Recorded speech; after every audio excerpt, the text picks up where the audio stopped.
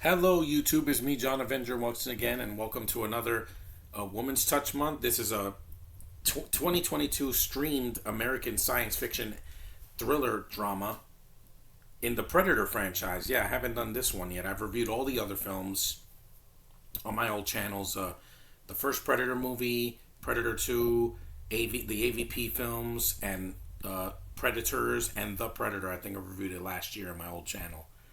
But this is my new channel. So anybody that says the old channels are canon, they were, but this is my new channel that I started last year. So every review I do now is gonna be legit. No more bullshit. You know, if I feel honest about a movie, I feel honest about a movie. I'm not gonna change my mind, especially when I'm 40 next year. So just remember that. This is the fifth in the mainline series and the seventh overall in the franchise. It's a prequel to the first four films being set in the northern Great Plains in 1719. Yeah, I could tell because it feels like a period film. The film is directed by Dan Trachtenberg. He did a good job directing it. And it was written by Patrick Asen. It stars Amber Midthunder, Dakota Beavers, Dane DeLegro as the Predator, Michelle Truss, and a bunch of other people you've never heard of. These are like Native American actors. And that is the movie Prey. And YouTube, please do not attack me for this picture. This is the picture on the poster. There's no blood, so here we go. Prey. That's the poster on Hulu. Do not attack me for, this is a guideline strike. It's just the girl using a tomahawk, against a predator, which looks amazing in this movie, by the way. I didn't see this in 2022 because I didn't have Hulu at the time. I just got Hulu through the Disney Plus app. The story revolves around a young Comanche woman, Native American girl, Naru, who's striving to prove herself as a hunter. She finds herself having to protect her people from a vicious humanoid alien that hunts humans for sport, just like in the original film. Only similarities in this is the ending is similar. The girl's covered and says, "Come on, kill me," and all that, just like in the first movie. And they're in the jungle. That's it. Everything else there's no get to the chopper.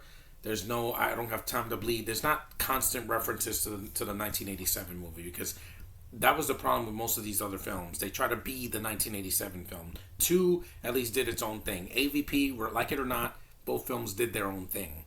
But Predators try to be a remake of the first movie, and The Predator was trying to remind you it's like a Memorberries Predator movie. This movie did not do that. All the characters are different, and it's a new take on Predator, as well as some French fur traders who are destroying the buffalo they rely on for their survival. Yeah, the only white people in this movie are in the third act, pretty much. Some white French voyagers that are looking for, to start trouble with the Native Americans. Like every movie. But look at the plus of this movie over Killers of the Flower Moon, or Last of the Mohicans, or Dances with Wolves. This movie is an hour and 39 minutes with the end credits. 1 hour, not 2, not 3, not 4. 1 hour. You don't need 3 hours to tell a good story, guys. Or show these people suffering. You can show people suffering in 99 minutes and it works fine. Oh, because it was streamed. No, this would have been great in the theater because it's so short.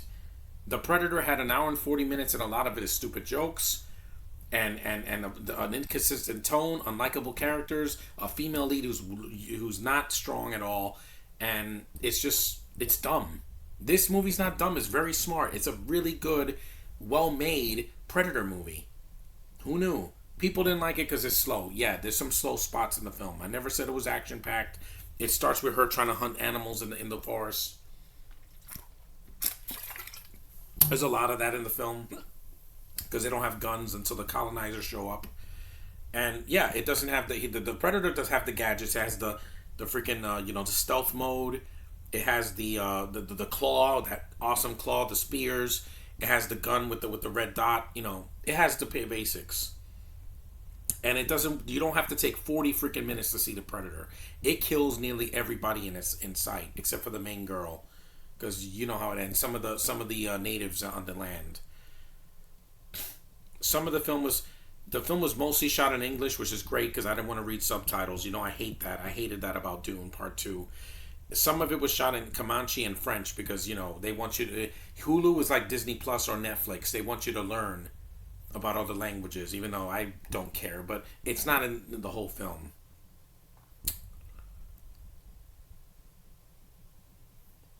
And also, the movie is very violent. Like, this is not a film to show to your kids. This movie is just as violent, if not more violent, than Deadpool and Wolverine, because you have decapitations. You got an animal getting its spine ripped out, just like in the original film, except it's an animal this time. No animals were harmed in this movie because it's CGI, most of the animals.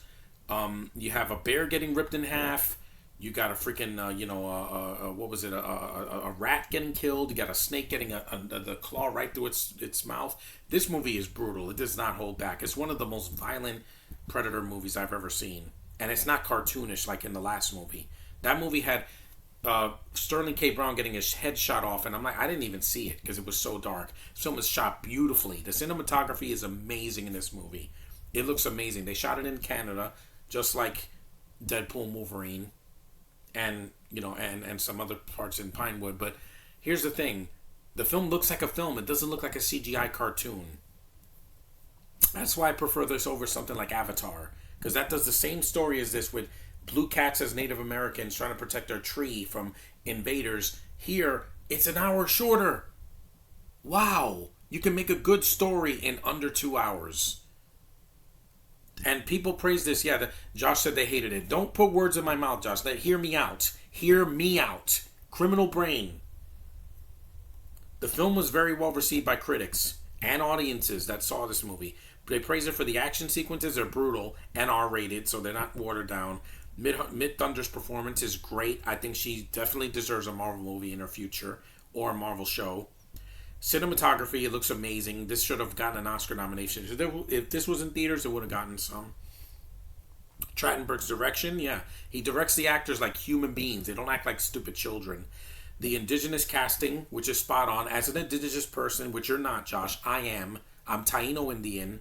You didn't know that about me. Yeah, I'm one of the tribe. I'm one of the people that belongs here. That's why I get so upset when Brits take all our roles. Because they don't deserve it. These people do. We're the Native Americans. We were here first. We were here before Asians, blacks, and white people and Hispanics. We were here before them. Yeah. So there we go. That's something I've never said on camera. But yeah, I'm an indigenous person. I'm part Taino. So you never knew that about me. That's why my skin is so dark. It's not just because I'm part Latino. I'm also Taino Indian. So that's why I'm so loud in the theater. Because my ancestry just comes out of me in every movie that I watch. And also, many critics calling it the best Predator since the first one. It's right between the first one and the second one. I love the second one too because it's in the city. It was 97. I was a kid when the movie came out, so I didn't see it until I was an adult. And it's badass. It's very underrated.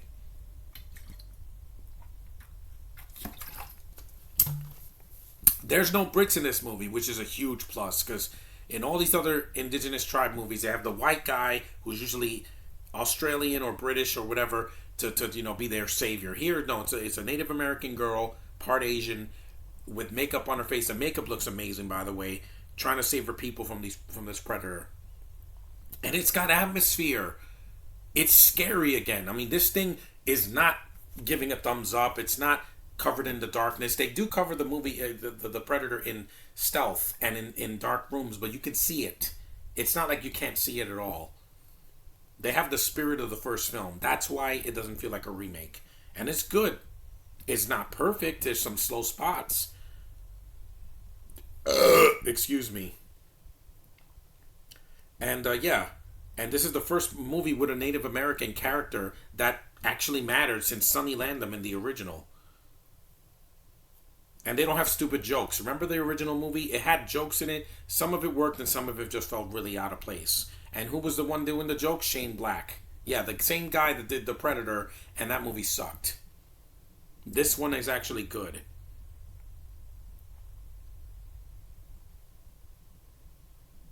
Yeah, and it had, it's really good. It's a well-made movie. Like it's got a good pace, especially in the third act. The action, I can see what's going on. I can see why most people watch this on Hulu because it's well done. I'm like, wow, a good Predator movie after decades. Because the last one that was good was the second one in 1990. I don't care what the critics say. That movie is a good sequel. It's different. It didn't have to be Arnold in the city again fighting another predator. It was something different.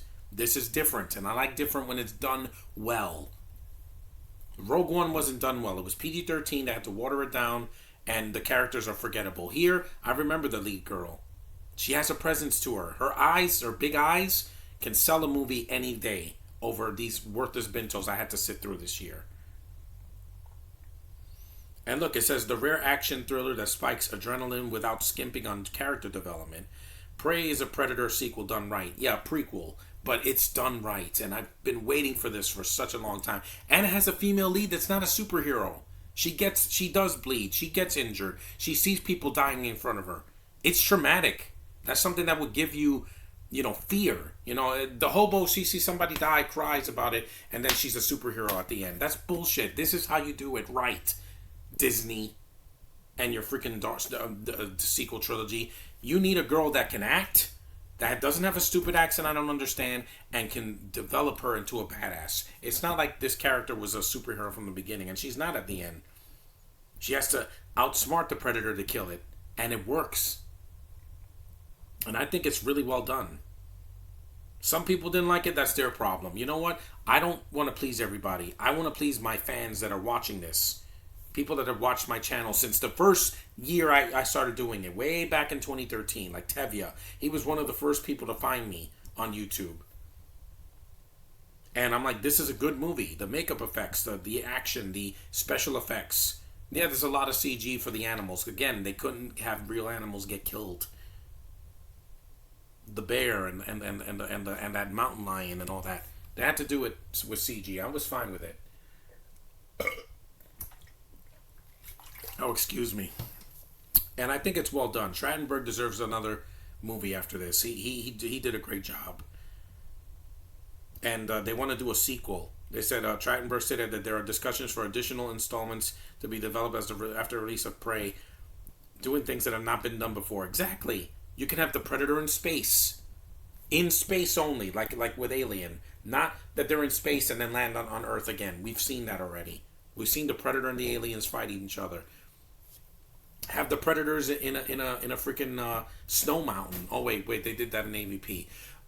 Scratch that. A ski lodge. Have a Predator in a freaking cave, or a Predator in a freaking, I don't know, in anywhere, just someplace different. A tropical rainforest. Something different. Or in the beaches, just something. Do something different. Don't do the same freaking movie.